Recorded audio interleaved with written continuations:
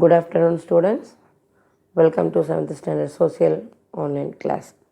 Students, we are studying History Unit 3, Emergence of New Kingdoms in South India, later Cholas and Pandyas.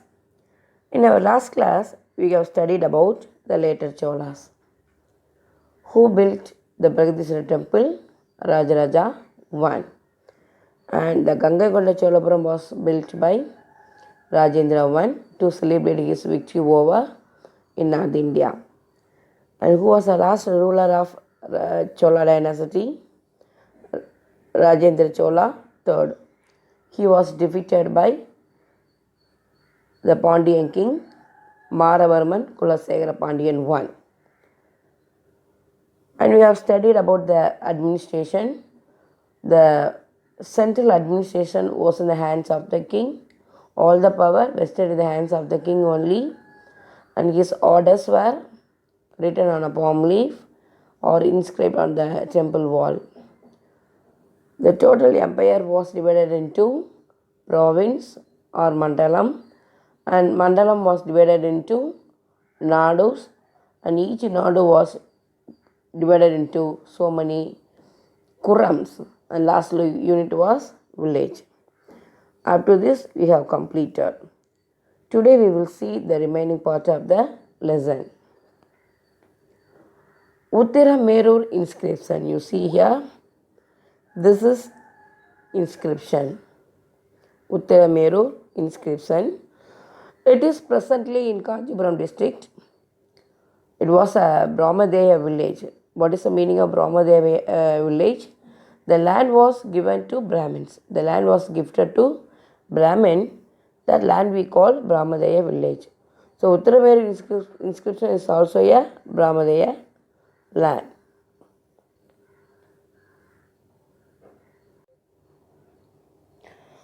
There is a detailed description of how members were elected to the committees of the village Sabha in the inscription found there. Already we have studied the local governance, and they divided so many committees. For each committee they selected a member. How they are elected?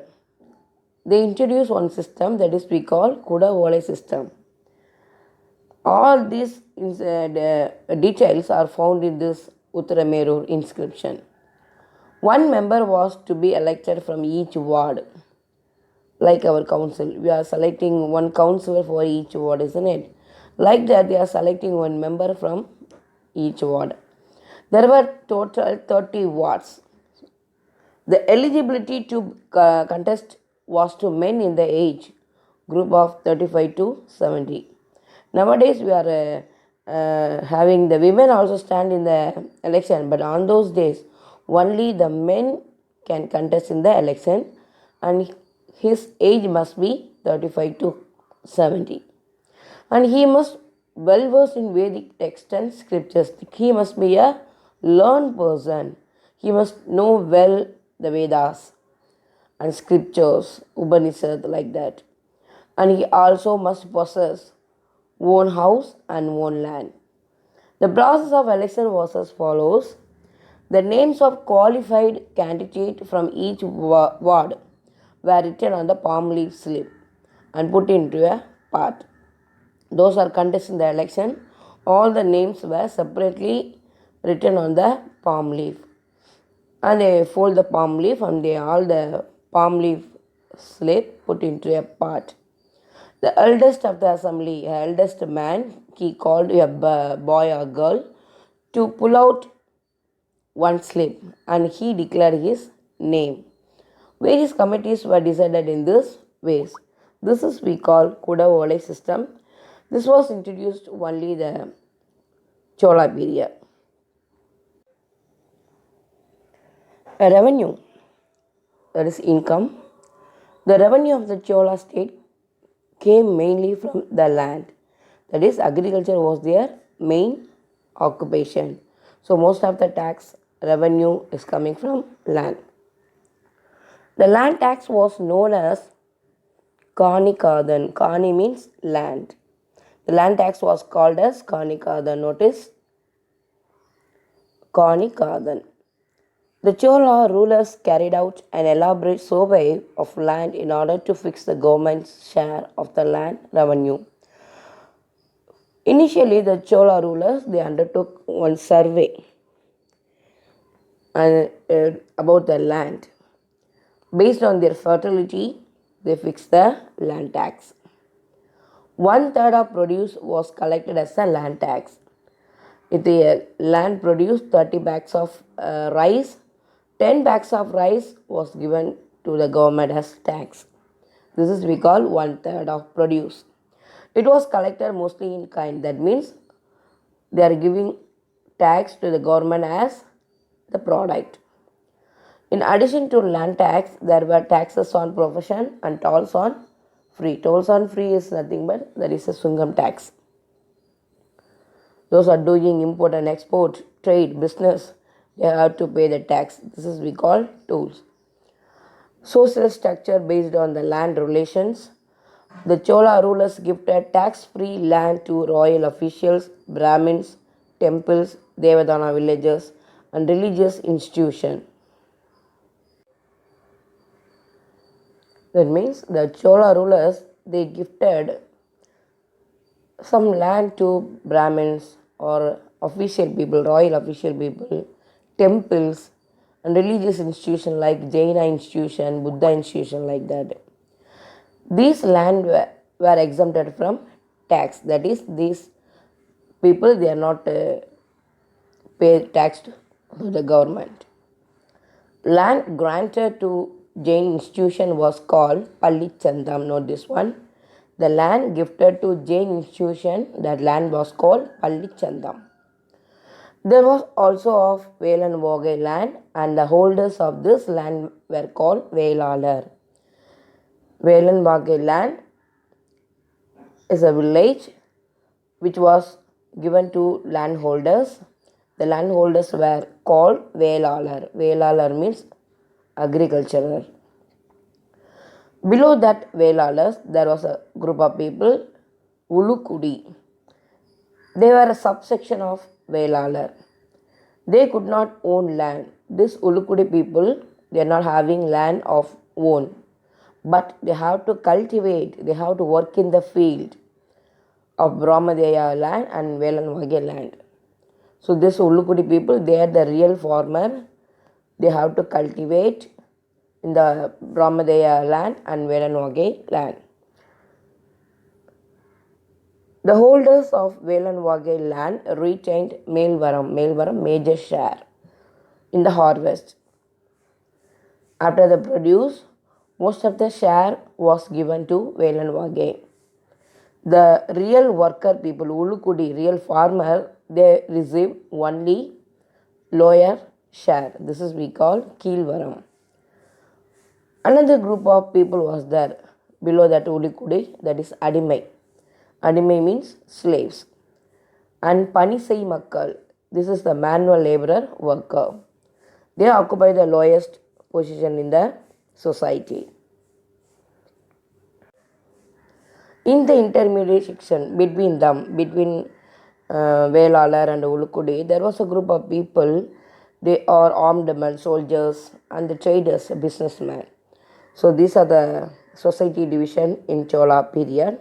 Irrigation. The Cholas, they gave most importance to irrigation. The 16-mile long embankment built by Rajendra Chola in Gangaikonda Cholapuram noted is an important example of their irrigation network. What do I call a crisscross channel? What do I call is a crisscross channel. It's a traditional type of harnessing rainwater in the Kaveri Delta. What is a drainage channel, and Vaikal is a supply channel. What is a drainage channel? Vaikal is a supply channel. The commonly owned village channel was called Ur Vaikal. The Nadu Vaikal is referred as Nadu level. The turn system was in practice in distributing the water. The alternative system was practiced there. Then religion. The Chola rulers were ardent Saivite. Saivite means those are worshipping Lord Shiva, they were called as Saivites. Here the Chola, they patronized Lord Shiva. Hymns, poems in praise of the Lord Shiva were composed by Saiva saint, the Nayanmars. Already we know that one. There are 63 Nayanmars are there. Nambi Andar Nambi codified them, which came to be known as Tirumurai. Note this one. The Tirumurai was codified by Nambi Andar Nambi. Temples. The Chola period witnessed an extensive construction of temples. The temples in Tanjore Brihadishwara temple that was built by Rajaraja I. Gangaikonda Cholapuram, it was in North India, it was built by Rajendra I. And Tarasuram, or the repository of architecture, sculptures, paintings and iconography of the Chola art. These three places were noteworthy one. You see here, Tanjore Brihadishwara temple. This was built by Rajaraja I. Next, Gangaikonda Cholapuram and Tarasuram.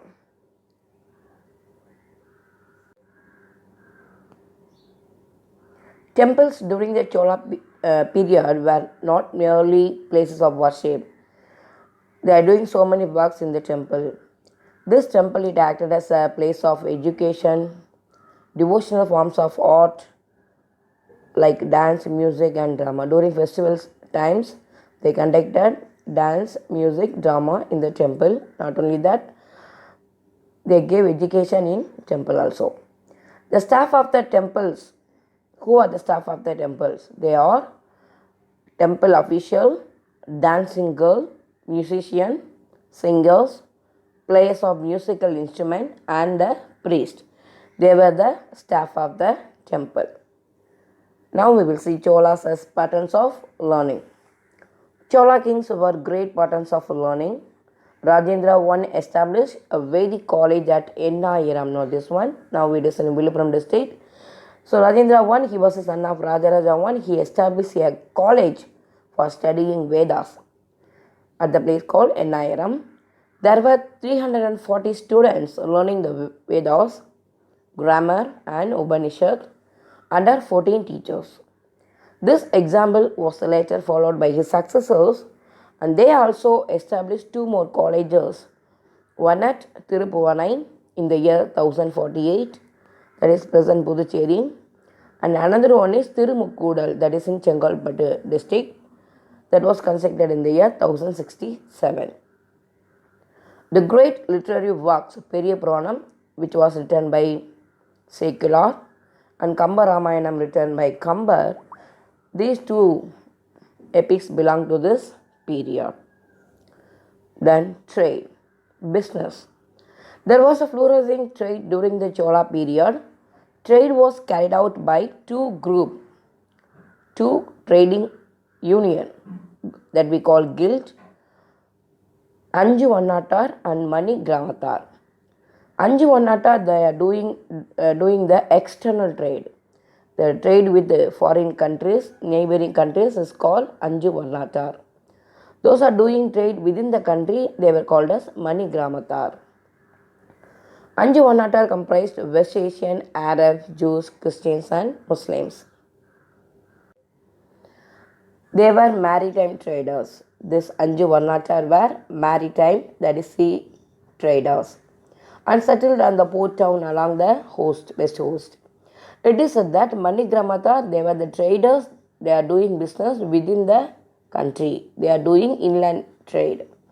In due course, both the groups were merged, linked under one banner of Ainutruvar and Disai Airattu Ainutruvar, functioning through the common guild in Ayavil, Karnataka. This Ainutruvar guild operated the external trade or maritime trade. They are covering the countries, Southeast Asian countries. Through overseas trade with the Southeast Asian countries, elephantus, coral, transparent glass, betel nut, cardamom, opaque glass, cotton stuff with colored silk threads were imported. We are buying these goods from the Southeast Asian countries. At the same time, we are selling the goods like sandalwood, ebony, condiment, precious gems, pepper, oil, paddy, grains, and salt. Students, we conclude this lesson up to this. We have completed the later Cholas. The later Pandyas we will see in the next class. So today we have studied about their social condition, religious condition, and importance of learning, art and architecture, trade, everything. And we also studied about the Uttara inscription, like that. Students, today I will give one detail. You copy in the class note and study well. Thank you.